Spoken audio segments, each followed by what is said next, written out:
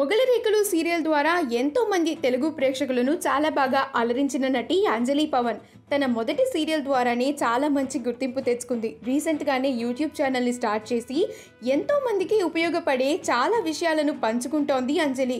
ఆమెకు 2015లో సంతోష్ పవన్ అనే నటుడితో వివాహం జరిగిన సంగతి తెలిసిందే. వీరికి రీసెంట్గానే ఓ పాప జన్మించింది. పాప పేరు ధాన్వికా సాషా.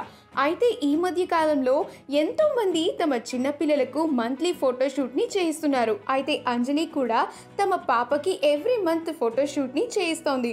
రీసెంట్గా ధాన్వికాకి ఫోటోషూట్ని చేయించారు.